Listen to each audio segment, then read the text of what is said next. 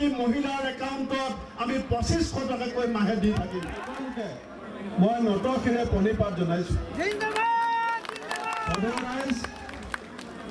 এষাৰ কথা মই দলৰ সভাপতি হিচাপে আজিৰ এই সভাত মই নিশ্চয় ক'ব লাগিব যে আজি অসমত যি ধৰণে সাম্প্ৰদায়িক ৰাজনীতি হৈছে, যি ধৰণে জাত পাতৰ মাজত আমাৰ মাজত জাত পাতৰ নামত বিভাজন কৰিবলৈ চেষ্টা কৰা হৈছে, যি ধৰণে ধৰ্মৰ নামত আমাৰ মাজত বিভাজন কৰিবলৈ চেষ্টা কৰা হৈছে, এই গোটেই বিভাজনকামী যি অপ্ৰীতিকৰ এক ৰাজনীতিক সংস্কৃতি, এক ৰাজনৈতিক অপসংস্কৃতি আজি অসমত গা কৰি উঠিছে।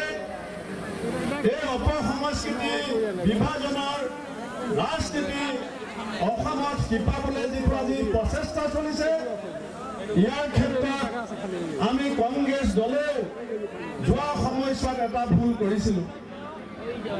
আমাৰ কংগ্ৰেছ দলেও অসমৰ ৰাইজৰ আবেগ অনুভূতিক সম্পূৰ্ণভাৱে আমি উপলব্ধি নকৰাকৈ আমি কংগ্ৰেছ দলেও 2021 চনত আমাৰ অজানিতে আপোনালোকৰ অনুমতি নোলোৱাকৈ আমি AIUDFৰ লগত আমাৰ যি মিত্ৰতা হৈছিল, সেইটো যে আমাৰ ৰাজনৈতিক এটা ডাঙৰ ভুল আছিল, সেই কথা মই ক'বৰ কাৰণে কোনপাবত নকৰোঁ। আমি ভুল কৰিছিলোঁ।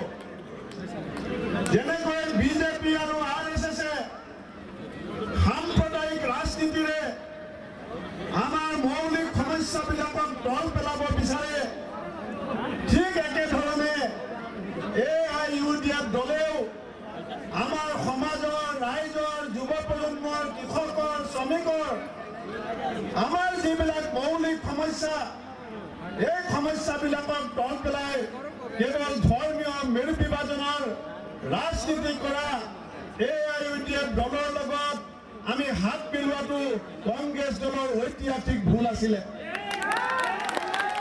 আৰু আমি যি ভুল কৰিছিলোঁ, সেই ভুলৰ কাৰণে 2021 চনত অসমৰ ৰাইজে আমাক কংগ্ৰেছ দলক যি শাস্তি প্ৰদান কৰিছিলে, সেই শাস্তিকো আমি কংগ্ৰেছ দলে ৰাইজৰ ন্যায্য সিদ্ধান্ত হিচাপে আমি গ্ৰহণ কৰি আহিছোঁ। আৰু আপোনালোকৰ চিন্তা চৰ্চা, আপোনালোকৰ আবেগ অনুভূতি, অসমৰ যুৱ প্ৰজন্মৰ চিন্তা চৰ্চা, অসমৰ যুৱ প্ৰজন্মৰ দিহা পৰামৰ্শ আমি কংগ্ৰেছ দলে কাণ পাতি শুনি আজি আমাৰ সমস্ত নেতৃবৃন্দই আমি সিদ্ধান্ত গ্ৰহণ কৰিছোঁ যে অসমৰ মাটিৰ পৰা জাত পাতৰ নামত, ধৰ্মৰ নামত, ভাষাৰ নামত যি মেৰু বিভাজনৰ ৰাজনীতি চলিছে, সেই ৰাজনীতিক শিপাই পখাই উভালি ব্ৰহ্মপুত্ৰত পেলাবৰ কাৰণে আমি সংকল্প আজি অসমৰ শত্ৰু, অসমীয়া মানুহৰ শত্ৰু, জনজাতিসকলৰ শত্ৰু, সংখ্যালঘুসকলৰ শত্ৰু অকল বিজেপি নহয়। এফালে যেনেকে বিজেপিয়ে আমাৰ গোটেই সম্পদৰ ওপৰত লুণ্ঠন আৰম্ভ কৰিছে, দুৰ্নীতি ভ্ৰষ্টাচাৰত বিজেপি যেনেকৈ নিমজ্জিত হৈছে, সেই বিজেপিৰ লুণ্ঠন, সেই বিজেপিৰ দুৰ্নীতি আৰু ভ্ৰষ্টাচাৰত আজি AIUDFৰ নেতা আজমল ডাঙৰীয়াই নিজৰ আগৰ গছৰ ব্যৱসায় সুৰক্ষিত কৰাৰ স্বাৰ্থত চকুমুদি সমৰ্থন কৰিছে।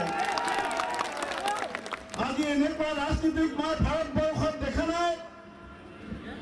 আজমল ডাঙৰীয়াক সাংবাদিকে সুধিছিল যে আপুনি কোনফালে থাকিব? আজমল ডাঙৰীয়াই টিভিত কৈছিল, মই বেপাৰী মানুহ, যিফালে পইচা পাম মই সেইফালে থাকিম। যদি অসমৰ মাটিত যি লাচিত বৰফুকনে নিজৰ দেশৰ স্বাৰ্থত নিজৰ জীৱনকো তুচ্ছ জ্ঞান কৰিছিল, যি মুজামিল হকে অসমীয়া ভাষাৰ স্বাৰ্থত নিজৰ জীৱনক তুচ্ছ জ্ঞান কৰিছিল, পইচা যিফালে পাম সেইফালে যাম বুলি কয় আমাৰ সাধাৰণ মানুহৰ কথা কোনে চিন্তা কৰিব ইয়াৰ সিদ্ধান্ত আপোনালোকে ল'ব লাগিব। আজি বিজেপিয়ে কৈছে যে কংগ্ৰেছক বিজেপিয়ে ভয় নকৰে। আমি কংগ্ৰেছে কেতিয়াও বিজেপিক ভয় খুৱাব বিচৰা নাই, কিন্তু বিজেপিৰ কাৰণে যিসকল অসমৰ কৰ্মচাৰীয়ে ওল্ড পেঞ্চন পলিচি পোৱা নাই সেইসকল কৰ্মচাৰীয়ে আহি থকা সময়ত বিজেপিক বুঢ়া আঙুলি দেখুৱাব।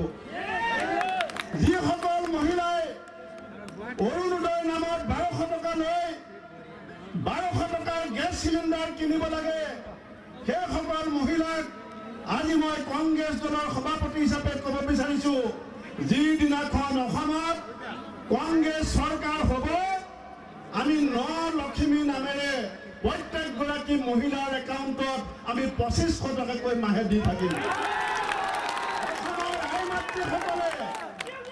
অসমৰ আই মাতৃসকলে অসমৰ মোৰ নবৌ বাইদেউ খুৰীদেউ আইতা মোৰ নানীসকলে সিদ্ধান্ত গ্ৰহণ কৰিব লাগিব যে আপুনি 1200 টকাত অৰুণোদয় লৈ 1200 টকাত গেছ চিলিণ্ডাৰ কিনিব নে কংগ্ৰেছে দিব বিচৰা 2500 টকীয়া লক্ষ্মী আপোনাৰ একাউণ্টত ল'ব।